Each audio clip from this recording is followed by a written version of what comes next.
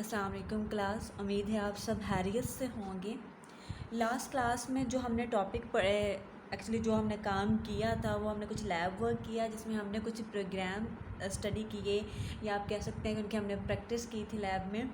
आज जो हमारा टॉपिक है वो है कंट्रोल स्ट्रक्चर। अब हमने देखना है कि कंट्रोल स्ट्रक्चर होते क्या हैं। ये एक ऐसे स्टेटमेंट्स होते हैं जो हमारे प्रोग्राम के फ़्लो को एक्चुअली मैनेज कर रही होती हैं, उनके किस तरह प्रोग्राम में एग्जीक्यूट होना है उस सारे प्रोसीजर को कंट्रोल कर रही होती हैं, क्योंकि इनका नाम ही कंट्रोल है। और ये क्या कंट्रोल कर रही हैं? स्ट्रक्चर को। स्ट्रक्चर यानी प्रोग्राम का जो भी स्ट्रक्चर है। और प्रोग्राम का स्ट्रक्चर क्या होता है? अगर हम बेसिक स्ट्रक्चर बोलें उसमें हम प्री प्रोसेसर डायरेक्टिव्स लिखते हैं और मेन फंक्शन लिखते हैं, उसके अंदर प्रोग्राम बॉडी होती है। ये सारी चीज़ें हम कंट्रोल स्ट्रक्चर में लिखते हैं। तो कंट्रोल मतलब ये बेसिक प्रोग्राम होता है। अब हमने कंट्रोल स्ट्रक्चर पढ़ना है, तो यहाँ पर कंट्रोल स्ट्रक्चर में हम ये डिस्कस करेंगे कि एक प्रोग्राम किस तरह काम करता है, कौन कौन सी इंस्ट्रक्शन एग्जीक्यूट होती हैं, कब प्रोग्राम एग्जीक्यूट स्टार्ट होता है और कब प्रोग्राम जो है वो स्टॉप होता है। ये सारी चीज़ें जो एक सीक्वेंस है, स्टार्ट होना, स्टॉप होना, इसको हम कहते हैं फ़्लो किसी भी प्रोग्राम का। इस चीज़ को हमने देखना है। तो ऐसे स्टेटमेंट जो प्रोग्राम के फ़्लो को मैनेज कर रही होती हैं उनको हम कंट्रोल स्ट्रक्चर बोलते हैं। अब हमारे पास कंट्रोल स्ट्रक्चर की टाइप्स, मुख्तलिफ टाइप्स होती हैं, जिनमें से पहली टाइप जो है वो हमारे पास सिक्वेंशियल स्ट्रक्चर आती है। अब सिक्वेंशियल के नाम से ही पता लग रहा है कि यानी काम तरतीब से होना।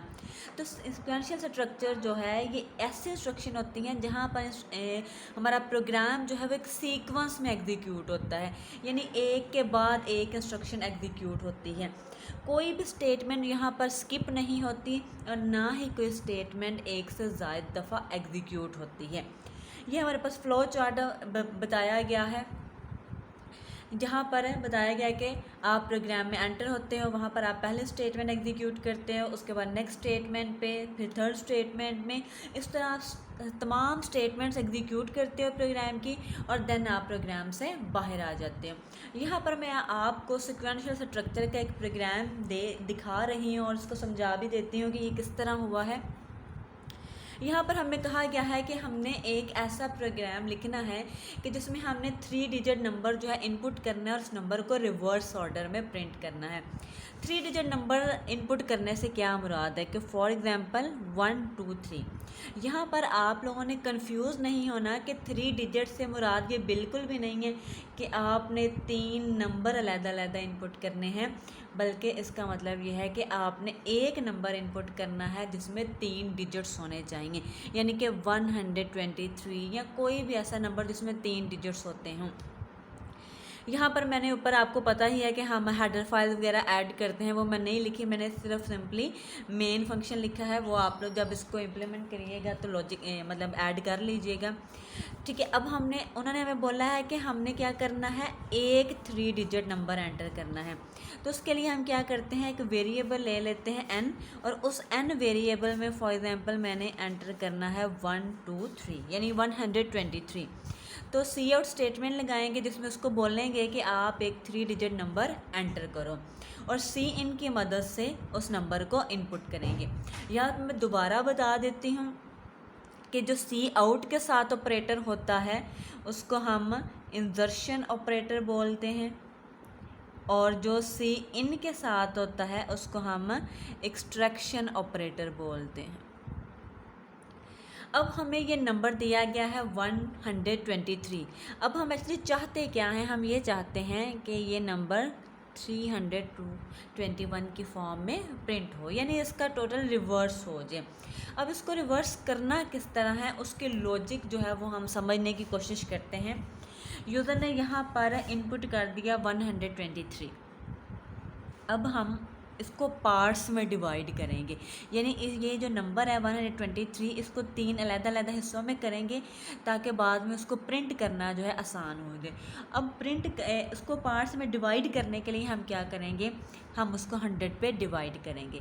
ये आपने माइंड में रखना है कि आपको जितने डिजिट का नंबर दिया जाएगा आपने उतने ही डिजिट्स पे उसको डिवाइड करना है, यानी 1 लगा के साथ में उतने ज़ीरो लगा देने हैं। यहाँ पे फॉर एग्जांपल 3 डिजिट के नंबर हैं तो 1 के साथ 2 ज़ीरो, यानी टोटल ये 3 डिजिट हो गए। इसी तरह अगर 4 डिजिट के नंबर होता तो यहाँ पर हमने क्या करना था, एक और सिफर लगा देनी थी, यानी 4 डिजिट के नंबर हो जाना था।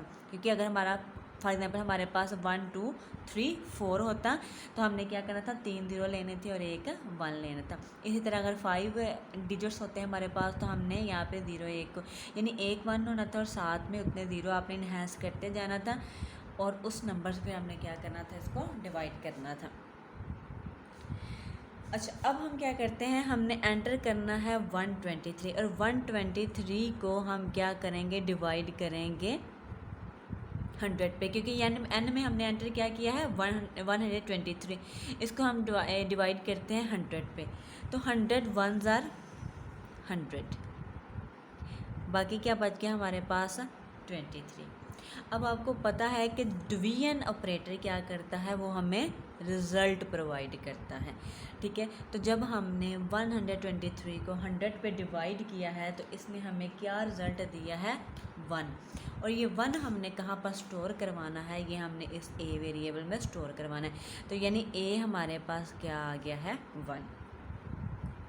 नेक्स्ट जो हमारे पास स्टेटमेंट लिखी हुई है वो है एन मॉडुलस 100, यानी जब अब मॉडुलस ऑपरेटर क्या करता है, वो हमेशा रिमाइंडर देता है। तो यानी एन में जो भी एंटर किया था हमने उसको 100 पे डिवाइड करो और जो रिमाइंडर बचता है वो आप बताओ। तो एन में हमने एंटर किया था 123, 123 को जब हमने 100 पे डिवाइड किया तो बाकी हमारे पास रिमाइंडर क्या आया है, 23, और वो 23 जो है वो आप दोबारा से एन में स्टोर करवा दो। तो यहाँ पे हमारे पास एन की वैल्यू अब क्या हो गई है, 23। ठीक है, अब ये था कि हमारे पास 3 डिजिट्स का नंबर था, उसमें से एक डिजिट जो है वो हमने सेपरेट कर लिया है। क्योंकि मैंने आपको यही बोला था हम क्या करेंगे, इनको सेपरेट करेंगे, इनके पार्टीशन करेंगे ताकि इनको रिवर्स करना जो है वो हमारे लिए आसान हो जाए। अब हमारे पास 2 ये रह गए नंबर, इनको हमने क्या करना है, अब पार्ट्स में डिवाइड करना है। अब पार्ट्स में डिवाइड करना है तो जैसे मैंने आपको पहले बताया कि आपने उतने ही डिजिट्स पे डिवाइड करना होता है, 1 लगा के आप उस हिसाब से ज़ीरो जो है वो इंक्रीज़ करते जाओ। अब हमारे पास डिजिट ही 2 हैं तो यहाँ पर मैं क्या करूँगी, 23 को 10 पे डिवाइड करूँगी। तो 10 2s are 20, बाकी क्या हमारे पास बचा, 3। तो यहाँ पे हमारे पास एन में यहाँ पे 23 आ गया हुआ था और यहाँ पर 23 को हमने जब 10 पे डिवाइड किया तो हमारे पास आंसर क्या आया है, 2, क्योंकि डिवीजन ऑपरेटर है। डिवीजन ऑपरेटर क्या करता है, हमें क्वोशिएंट प्रोवाइड करता है। तो वो वैल्यू हमने किस में स्टोर करवानी है, बी में स्टोर करवानी है। तो यानी बी में हमारे पास अब आ गया है 2। ठीक है, उसके बाद है अगले स्टेटमेंट, अगेन आपने जो नंबर डिवाइड किया है उसका मॉडुलस ले लो, मॉडुलस के साथ यानी रिमाइंडर भी ले लो। तो 23 था हमारे पास एन में, 23 को 10 पे डिवाइड किया तो रिमाइंडर हमारे पास क्या बचा है, 3, और वो 3 आप किस में स्टोर करवा दो, एन में। तो एन इज़ इक्वल टू 3। अब देखो हमारा जो नंबर एंटर हमने किया था 123 वो हमारा सेपरेट हो गया है। ठीक है, इस तरह ए में 1 चला गया है, बी में 2 स्टोर करवा दिया है और एन में 3। तो इसलिए यहाँ पे मैंने ऊपर आपको बताया नहीं था कि हमने ये 2 वेरिएबल क्यों लिए हैं। वो एक्चुअली इसीलिए लिए थे कि हम यहाँ पर नंबरों की पार्टीशन करना, उस नंबर की पार्टीशन करना चाह रहे थे, उसको सेपरेट सेपरेट स्टोर करवाना चाह रहे थे।